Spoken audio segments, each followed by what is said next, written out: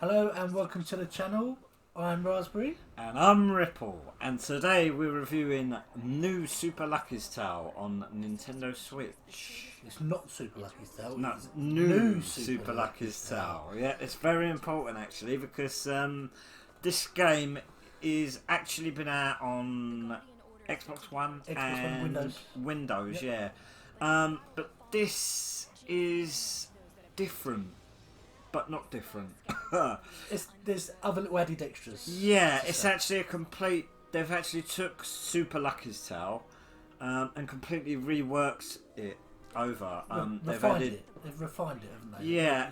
Well, I've not played the original, so I can't actually compare. But from what I've read and seen online, they've actually added new control features, refined the controls, changed the way the hub levels worked, refined the graphics, added new levels, added item shops.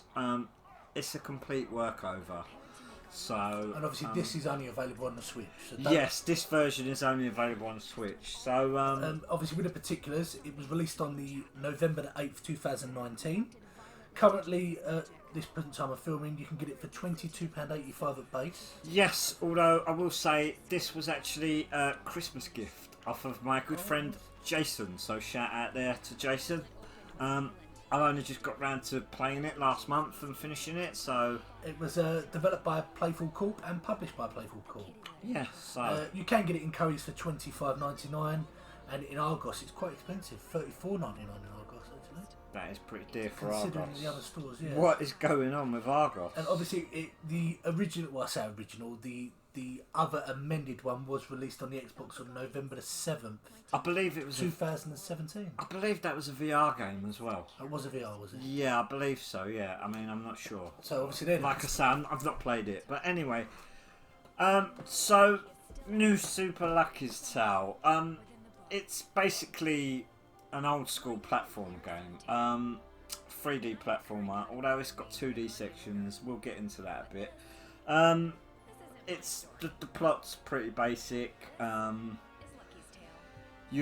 You're a little fox called Lucky. You get dragged into another world, and the goal of the game is to find all the pages of the book to drag you back into your world to reconnect with your family. Basically, that's the basic premise of the plot, anyway. But yeah, it serves a purpose. It's good. First things, you know, the game looks absolutely stunning. I've got to say, yeah, it's great. It's great to watch. Graphically, you know, not that I'm saying the Switch can't do great graphics. There's some beautiful games on the Switch, but this game is stunning to look at. It really is, and it controls so smoothly as well. And it was just a joy to play. I must say, I enjoyed every second playing this game. Yeah, it's got so much character to it. Really smooth controls, and the hub worlds themselves really good. You have to do a little bit of training before you can get into the main hubs, and then when you do, you actually have to unlock a set amount of pages to go through gates. You can choose the gates in which order you want, that lead to different worlds where you can complete them to get more pages to unlock the boss to move on to the next world. So that's the basic premise of it, if you get that. Well, if I explain that well. The way that you explain it to me is a bit like a Crash Bandicoot back in the day, where you go into the open world, you pick the level that you go onto, or you. Pretty much, it is pretty much that old style of playing, yeah. Obviously, as you go through, I notice obviously you get the lucky at the top. What do you get anything for doing that? Or? Oh right, yeah. So in every world, you've got bonus missions, so you can get 300 coins. You collect the lucky, the L, the U, the C, the K, the Y. Yeah, that's alphabet. The hidden page. Yep. And for each one you do, you get another page. So it's basically for 100% completion. Right, but also you can unlock costumes in this that you can dress Lucky up in, which I believe is an added bonus to this one as well. Right, okay. Yeah, which is quite good. The worlds themselves that you can go in, the sub-worlds I should say, not the actual worlds, because the subworlds, are each completely different. Like some of them are 3D explore, 3D platformer exploring, like the one you're seeing at the minute. Others will be 2D. Yeah, across the screen. Some of them will be like where Lucky runs, and you can't stop him running, but your job is to avoid the dangers by jumping and finding the best path through the level. Others will be like a mini hub world in there, and you've got to do certain things to get the page. So yeah, it's really varied what you can do in the mini hubs. Obviously, you come across a lot of puzzles as well, didn't you? Oh yeah, in the actual hub area, to get extra pages, there's puzzle levels. Yeah. Yeah. I quite like to look at that. I believe there's two variations that I come across. There's the ones where you have to work out where the statues go. They start quite easy. I think we've got footage of it actually coming up. Every separate level has got their own boss as well, haven't they? Yeah, and it's got its own theme as well. Like this is really funny. It's like the wrestling. It's like a wrestling theme. Yeah, it's quite funny. It is one of the puzzle areas actually. This is the statue puzzle area loading. You'll see what I mean. You've got to line the puzzles up on the green lights to open the door to get the page. They start off easy, but believe me, They do go on. I could not work. It gets to a point where I just gave up on them because they got so hard. You have to switch it off. Yeah, I just couldn't do them. And then you've got another one where you're in the giant marble. Right. Okay. And you've got to go around. You don't tilt. You use the analog. But yeah, it's all to get pages to unlock the bosses. And the bosses are all cats. So all the bosses are the different cats. I can't remember what they're called actually, but I know that the main boss is called Jinx, and this Jinx's army of cats. I think we've got some footage of some of them, and they're quite good characters in themselves.